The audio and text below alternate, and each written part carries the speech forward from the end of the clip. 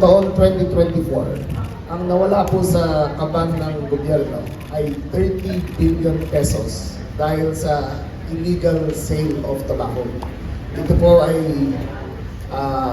inaangkop papunta rito o ginagawa papunta rito. Yung 30 billion po niyan na excise tax ay papunta po sa healthcare system ng Pilipinas. So yung bawat sigarilyong illegal na pumapasok dito ay binabawas ang pera para sa kalusugan ng mamamayan. Ang pera pong yan ay para sa DOH, para sa DOH hospitals. Kaya nagkaka-shortfall po tayo ngayon sa excise tax dahil sa illegal manufacturing and smuggling of tobacco. Yung araw na to, andito po ang Joint Task Force ng PNP, Bureau of Customs, andyan po ang BIR, at nagsama-sama po kami para masipol na po ang illegal na aktibidades na ito. Nag-umpisa po kami noong Disyembre. Ito ay nag-umpisa po sa Mabini, Batangas. Umabot na kami hanggang Malabon. Ngayon nandito kami sa Mexico, Pampanga.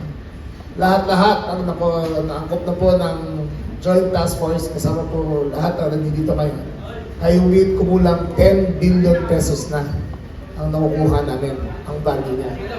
Kasama na dito ang value, ang fines, at ang mga makina na nakukuha namin.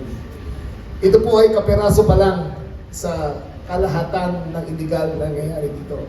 Pero sa pagtutulong-tulong po ng lahat na nandito, lalo na ang Bureau of Customs, kami po ay gagawin namin lahat para maitigil na po. Yung mga illegal na brand po na to ay, ano ba yung mga brand natin?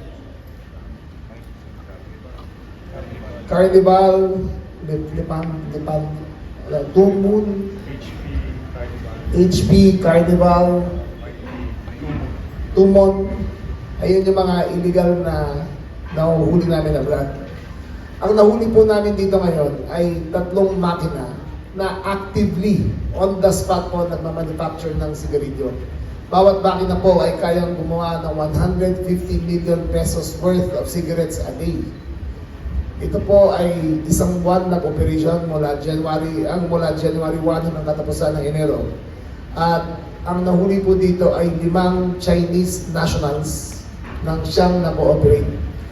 Gusto ko po isaad na wala pong pinoprotektahan ang Pangulong Marcos na kahit sino man dayuhan na nagdinegosyo dito ng illegal. Raw materials. Ito yung truck ng raw materials. Dito yung tobacco leaves, yung filters, lahat nandiyan dyan sa loob. Mga foil, cartons, nandiyan dyan lahat. So ngayon punta tayo dun sa loob sa manufacturing.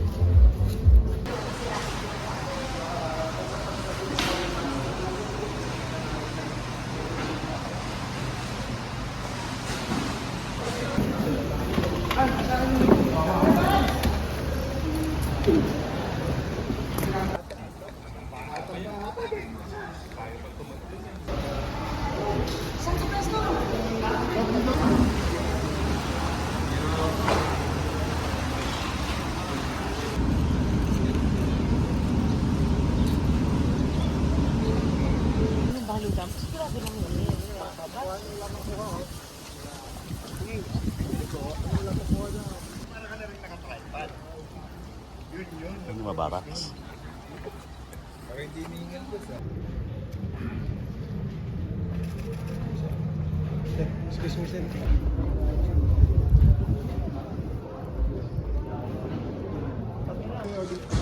Ito, ganda. Lupot. May natin lupot, di ba kuya?